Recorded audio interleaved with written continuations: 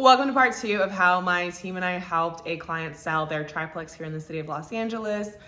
Even though it had a tenant that had lived in the property for 2.5 years without paying rent due to COVID.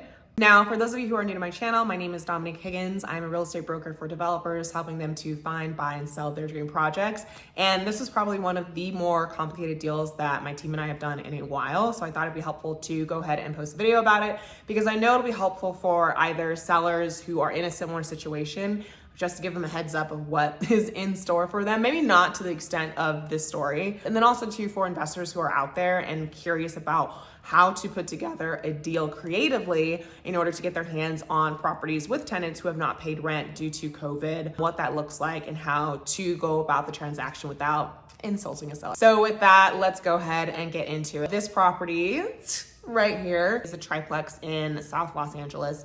And honestly, when we got this deal, we kind of felt like it would be pretty straightforward. To just give you a context of the property, it is a 2-story duplex in the front, and that had 1 unit on the bottom, 1 unit on the top. There was a single family home in the middle of the property, and in the back, there was a 3-car garage that was literally butting the alley. You could actually convert it into an ADU, either 1 or 2. You can build onto it or add on to it. It had a lot of different possibilities to add units into that property. We listed it back in 21 for $725, and out the gate, we definitely got a ton of offers. There's definitely a lot of built up demand for multifamily units here in the city. If I remember correctly, it was close to like 10 or 15, and that kind of didn't matter. So we probably encountered so many issues with this property from the get-go that it was definitely not straightforward at all. 2 weeks in, the top unit tenant of that front duplex literally like slipped into the middle of the night, took all their personal belongings, left a ton of trash, and so we had to trash out that unit. And then the tenant in the rear single family stopped paying altogether and was like, once she figured out the property was for sale, and then she was like, yeah, I'm invoking like COVID. And we're like, okay. And this is like pretty far into it. And she had been paying up until that point, but we're like, all right, great. Like that's whatever. It's a challenge that we're going to have to face. And then on top of that too, the seller had actually inherited this property. And so she had no paperwork at all. She didn't have any lease agreements. She didn't have any information about all the tenants. She had also inherited a property manager with that property who had placed that tenant who decided not to pay rent. And surprise, surprise, as we went further into the deal, I think by month, it didn't even take a month, that guy just went AWOL. He wouldn't return calls, emails, whatever. He filled out an estoppel, which is a form where you list out the name, who else lives in a unit, how much they're paying, how long they've been there, what type of lease do they have, whether it's month to month or a year lease. And yeah, he returned that blank, which was probably a big middle finger to us. So I was like, okay, I don't know what's going on here. And so we had accepted an offer, but we didn't necessarily get it into escrow because we didn't want anybody to tie this property up for too long. So that first person who accepted the offer, it was very strong. It was, I believe it was close to or above ask. I can't remember off the top of my head, but their lender put in place certain requirements that pretty much said that they would need to get into every unit 8 different times. And considering that we were in the height of COVID, that was not going to be a workable scenario at all, because especially because one of the tenant was now refusing, the one who wasn't paying rent, was now refusing to let anybody into the property. And so they eventually were like, okay, well, if we can't get in the property 8 different times, then we won't take the deal. We're like, okay, that's fine.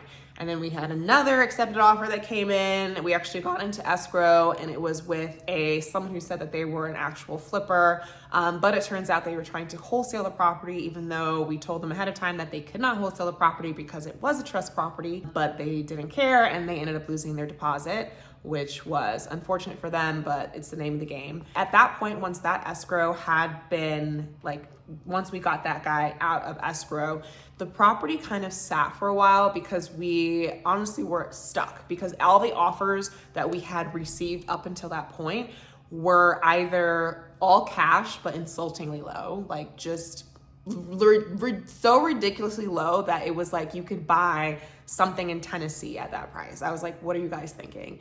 or the offers were all contingent on getting into the property on multiple different occasions, not just 1, 2, or 3, but like a lot. And we're like, that's also not workable because, I mean, it's COVID, tenants, one of them's not paying, is refusing entry.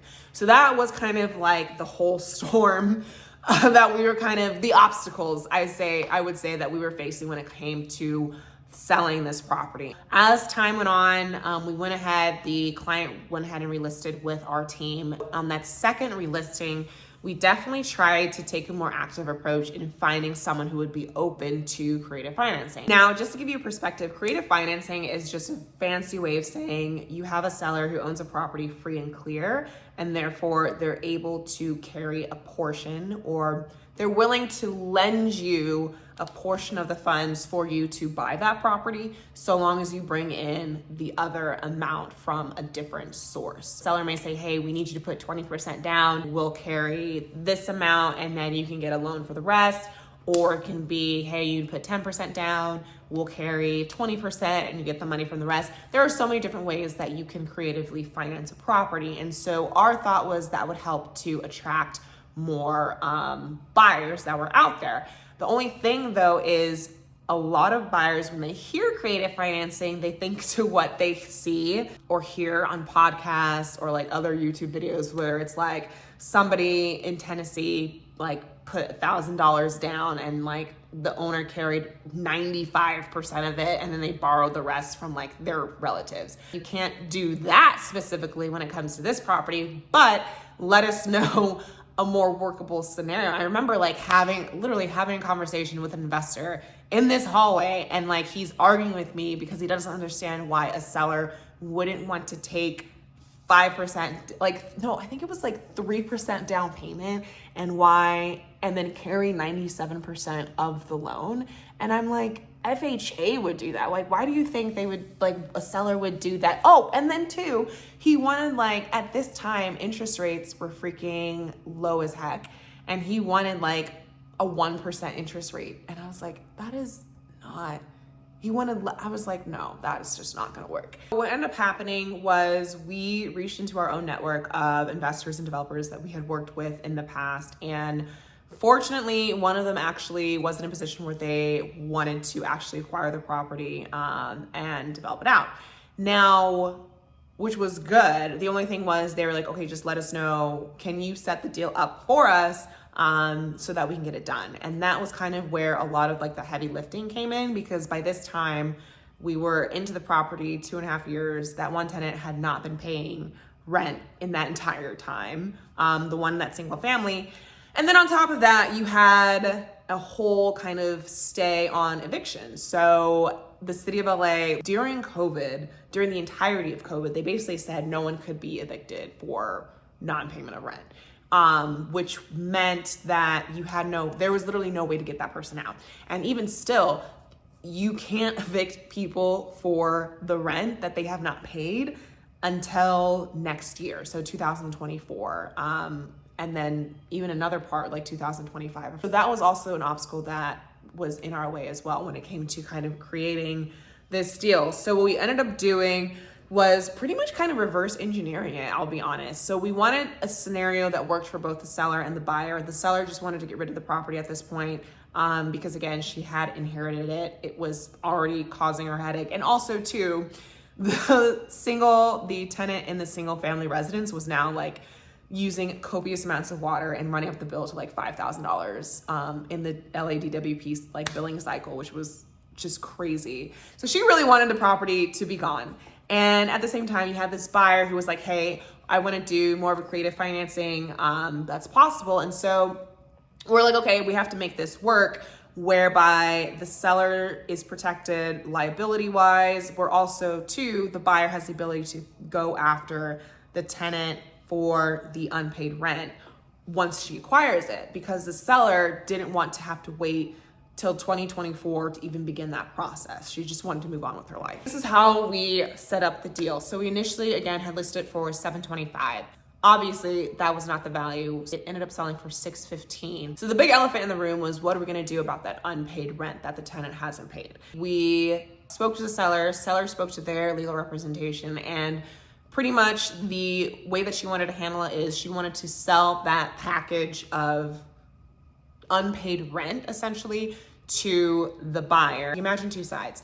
The buyer side ended up having to credit to the seller for that amount in order to go ahead in a year or so and to show in court that they were actually the ones who would be able to collect that in exchange for doing that too. So the seller is saying, hey, that's your responsibility. That's in your court. Thank you so much for giving us a credit for that. And in addition to that, to make this deal even juicier for you, as a seller, we're going to go ahead and credit you your closing costs. So the buyer actually ended up getting a credit for her closing costs. And in addition, when it came to the duplex tenant, because he was still current, you actually have to pay, if you want to get that tenant out in the city of Los Angeles, you have to pay what is called relocation assistance. And so the seller said, okay, I'm aware that you have to pay relocation assistance. I'm gonna go ahead and credit that amount to you as well so that you can go ahead and pay it to that guy, that tenant in that front bottom unit to get him out of the property so that you can go ahead and renovate it or do whatever you want with it. So just kind of give a quick little recap. So the buyer credited the seller for that unpaid rent.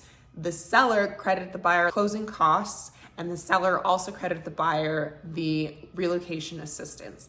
And then in addition to that, the seller also credited to the buyer $40,000 for legal fees. And that was intentionally designed to be a big lump sum because at this point, there were so many different pockets of potential liability floating around that lump sum was designed to essentially say, in exchange for buying this property as is with the tenants, you take responsibility for everything. This is your $40,000 credit, so you can handle all of it. So you can take care of all of it. Don't come back to me saying, oh, you didn't tell me this, or you didn't tell me that, you didn't tell me this, that, the other.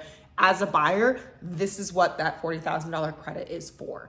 And in addition to that, the seller had inherited the property, and so it was owned free and clear. And that was something that the buyer wanted to take advantage of. So the seller said, okay, if you come up with a loan, hard money, don't matter, it has to be hard money because you can't get access into the property. If you come up with a loan for $445, then I will go ahead and finance the rest of it, or seller carry as what it's called. That's the creative financing component. And that was pretty much what happened. After finding that buyer, we literally got to close in like 3.5, 4 weeks. It was really quick. It just took a long time, like all that prep work to set up that deal. But once the deal was set up, it happened very fast. So I know that's a lot. So I'll kind of do a quick little recap again in terms of what that deal looked like on both sides. So the selling price was $615. The buyer ended up having to get a hard money loan for $445.